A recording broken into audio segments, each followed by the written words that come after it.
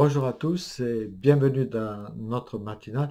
Ce matin, j'ai choisi un texte de Romains 1, un texte que vous connaissez. C'est quand Paul s'adresse à cette église de Rome où il dit: Ils ont adoré et servi la créature au lieu du Créateur.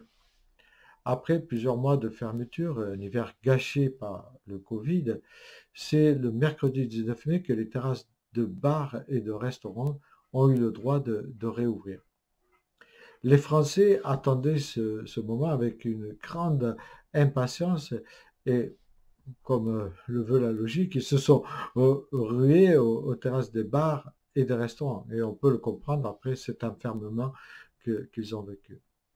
J'aimerais partager avec vous cette histoire. Je ne sais pas si elle est vraie, mais c'est une histoire qu'on raconte sur Picasso.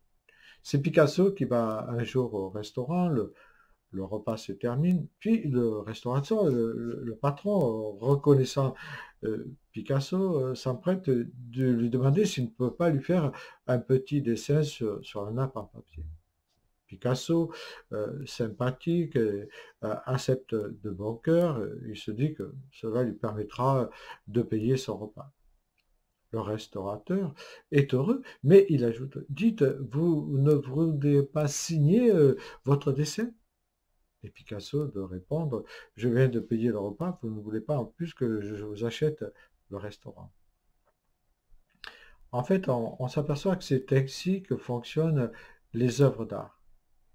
Si l'œuvre est attestée comme étant réalisée de la main de tel artiste plutôt que de tel autre, elle passe de l'état simple de curiosité et de beauté à celui de chef-d'œuvre ayant une valeur inestimable. Cela souligne un point. La valeur d'une œuvre n'est pas attachée au sujet qu'elle représente, mais à l'intérêt qu'elle porte à l'acquéreur, son auteur. Je crois que c'est tout le contraire qui se passe pour le créateur. Ces créatures, en tout cas beaucoup, aiment tellement la création qu'ils en oublient celui qui a accompli le chef-d'œuvre, c'est-à-dire le créateur. Et nous voyons où cela mène. Je pense que nombreux sont ceux qui ne reconnaissent pas le maître derrière la magnifique création. Ils s'égarent au profit de leur passion. Et le Seigneur nous dit qu'ils sont donc inexcusables, puisqu'ayant connu Dieu, ils ne rendent pas gloire comme il se doit.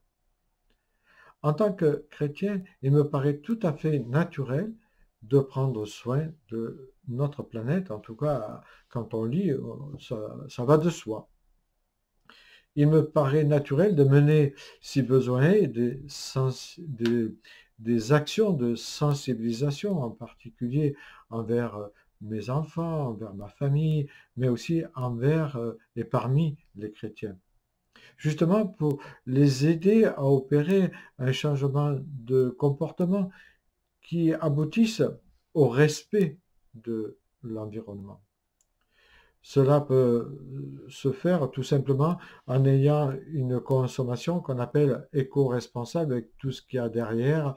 On pense aussi aux produits de saison qu'on doit acheter au bon moment et aux produits qu'on peut acheter localement, ce qui me mènera à manger autrement et plus, à mon sens, plus sainement.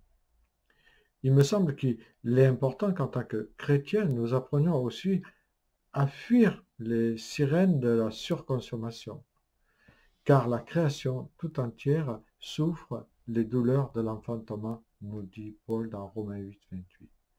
En fait, tout est question d'équilibre.